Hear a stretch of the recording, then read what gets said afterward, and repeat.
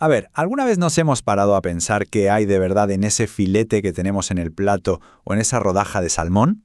Hoy vamos a hacer justo eso. Vamos a despiezar, nunca mejor dicho, uno de los grupos de alimentos más importantes y, por qué no decirlo, más polémicos de nuestra dieta. La idea es ir más allá de lo que se oye por ahí para entender de verdad qué son las carnes y los pescados y cómo podemos usar esa información en nuestro día a día. Aquí tenemos nuestro plan de estudio de hoy. Esto es como el temario de una clase magistral.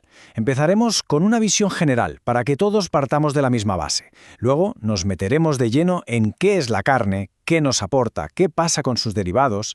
Después saltaremos al mar para explorar el pescado. Y para terminar, lo juntaremos todo en una guía final súper práctica. ¿Todo listo? Pues vamos al lío.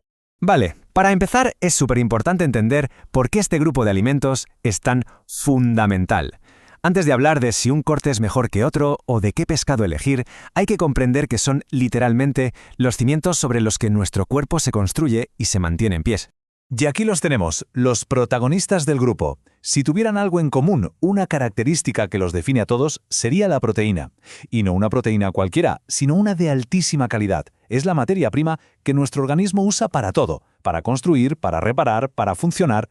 Y aquí entra un concepto clave: alimentos plásticos. No, tranquilos, no tiene nada que ver con el material. Se les llama así por su función plástica, su capacidad de moldear y construir. Imaginemos que son la cuadrilla de obreros de nuestro cuerpo. Ponen los ladrillos, mezclan el cemento. Son esenciales para crear músculo, para que los órganos funcionen y para reparar cualquier avería. Esta gráfica lo deja bastante claro. Fijaos en la cantidad de proteína. Los huevos, que ya son una pasada, rondan el 13%. Los pescados suben hasta el 17%. Pero es que algunas carnes pueden llegar a un impresionante 20% de proteína pura. Casi nada. Es una diferencia que hay que tener muy en cuenta. Bueno, ya entendemos la importancia general. Ahora vamos a coger el bisturí, metafóricamente hablando, y vamos a profundizar. Cuando decimos carne, ¿de qué estamos hablando exactamente? Vamos a verla por dentro. Aquí está la clave de todo. Lo que nos comemos, simple y llanamente, es el tejido muscular de un animal. Este esquema nos muestra esa estructura básica de fibras y tejidos que al final es lo que cocinamos y nos llevamos a la boca. Y ese músculo está formado básicamente por tres componentes. Primero, el tejido muscular en sí, que tiene una proteína, la mioglobina, que es la que le da el color.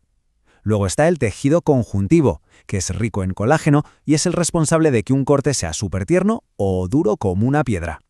Y por último, el tejido adiposo, o sea, la grasa. El secreto de que la carne esté tan rica es la grasa que se derrite al cocinar y libera todo ese sabor y aroma. Y con esto llegamos a la eterna pregunta: ¿por qué una carne es roja y otra blanca? Pues la ciencia tiene la respuesta, y se llama mioglobina. Es la proteína que lleva el oxígeno a los músculos. Pensemos, los músculos que trabajan mucho y de forma constante, como las patas de una ternera, necesitan un montón de oxígeno. Por eso acumulan mucha mioglobina y son rojos. En cambio, los músculos que se usan para movimientos rápidos y cortos, como las alas de un pollo, necesitan menos oxígeno, tienen menos mioglobina y por tanto son blancos. Misterio resuelto. Perfecto, ya sabemos de qué está hecha la carne. Ahora vamos a ver su DNI nutricional. ¿Qué nos aporta exactamente cuando la comemos? Vamos a analizarla al detalle, que seguro que nos llevamos alguna que otra sorpresa. Ojo a esta tabla, que es súper reveladora. Mirad la diferencia, un solomillo de cerdo con 21 gramos de proteína y poquísima grasa, frente a una costilla de cordero que tiene menos proteína, pero casi 20 gramos de grasa. La conclusión, que elegir un buen corte es casi tan importante como elegir el tipo de animal. Y si nos metemos a analizar el tipo de grasa, la cosa se pone aún más interesante. Las grasas monoinsaturadas, las AGM, son las buenas, por así decirlo. Fijaos en el cerdo, tiene un perfil genial, con más grasas de este tipo que de las saturadas, las AGS. El cordero, en cambio, tiene más saturadas. Y el pollo, pues bueno, destaca por tener muy poquita grasa saturada en general, lo que lo confirma como una opción súper magra. Pero la carne no es solo proteína y grasa, ni mucho menos.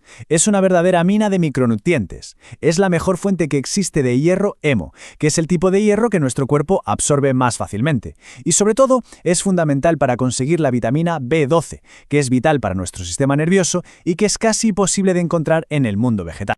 Muy bien, pasamos a otro capítulo. ¿Qué ocurre cuando esa carne fresca la procesamos o la cocinamos? Y sobre todo, ¿qué implicaciones tiene eso para nuestra salud?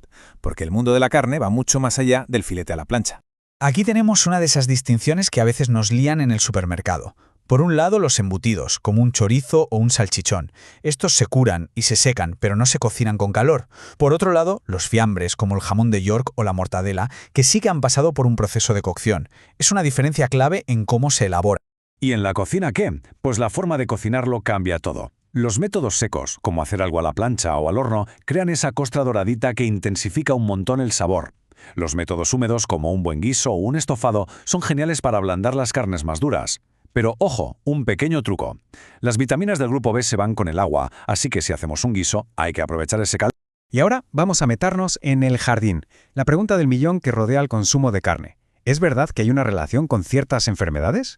Vamos a ver qué dice la ciencia sobre todo esto. A ver, pongamos las cosas en su sitio. Parece que el riesgo está más ligado a los compuestos que se generan en las carnes que han sido procesadas o ahumadas, más que la carne fresca como tal. Pero lo más interesante es que podemos hacer cosas para reducir ese riesgo. Marinar la carne con especias como el romero o acompañarla siempre con verduras ricas en antioxidantes como el brócoli o el tomate puede ayudar a neutralizar esos compuestos no deseados. Buenas noticias. Bueno, pues dejamos la tierra firme y nos tiramos de cabeza al mar. El pescado comparte con la carne eso de ser una fuente de proteína de primera. Pero, amigos, tiene un perfil nutricional único y súper valioso que se merece su propio capítulo.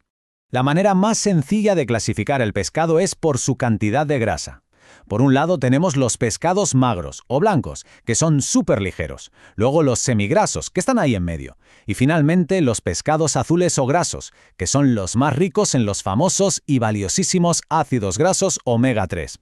Es una guía súper útil para saber qué estamos comprando.